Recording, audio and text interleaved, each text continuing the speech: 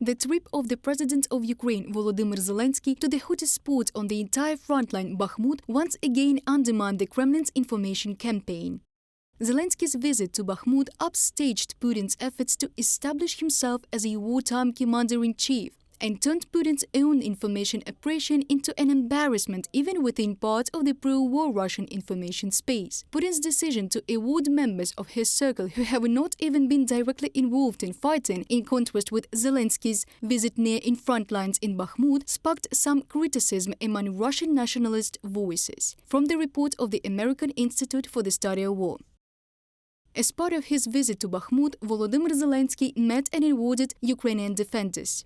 Подивіться, який у Росії наступ. Look at the offensive by Russia, what it leaves behind, where its flag is installed, scorched earth, destroyed lives, pain, ruins and graves. This is the so-called Russian world. That's what our heroes are stopping, and for this movement to be, for our border to be, for us to return the Ukrainian flag to the cities and villages in the south and east of our state, there is Bakhmut, there is a fortress, there are our heroic defenders. I thank all our warriors who defend the Bakhmut fortress. We will do everything possible and impossible, expected and unexpected, so that our heroes have everything they need to win.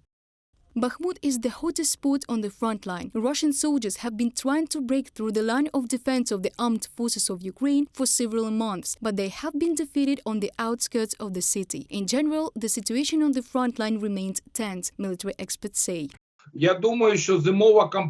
I think that the winter campaign will depend on what the weather will be like, because offensive in any direction is, first of all, field roads. Now the temperature is swinging from 10 degrees below zero to 5-6 degrees above zero. And this is very, very bad for logistics. Wheeled vehicles cannot actually be fully used. So as soon as the field roads freeze, which can happen maybe in February or January, or whenever, only then we can expect an intensification of hostilities.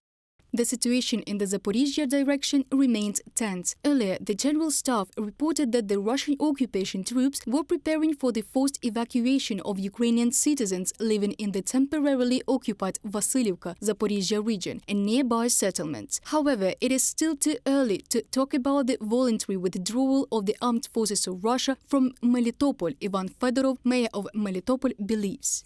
We see such a tendency. First of all, the Russian occupiers are relocating their troops, their transfer. They move from the coast of the Liman to the coast of the Sea of Azov, from one settlement to another. Ivan Fedorov, mayor of Melitopol, on the air of National Telethon. At the same time, the Southern Defense Forces have noted the similarity of the behavior of the Russian invaders in the temporarily occupied Melitopol with the scenario in which they had retreated from Kherson. Initially, the Russian occupiers forced residents to move to settlements more distant from the front line to build up their military force, but then they were forced to retreat. Reported by Diana Kolesnik, Yulia Granovska, UATV News.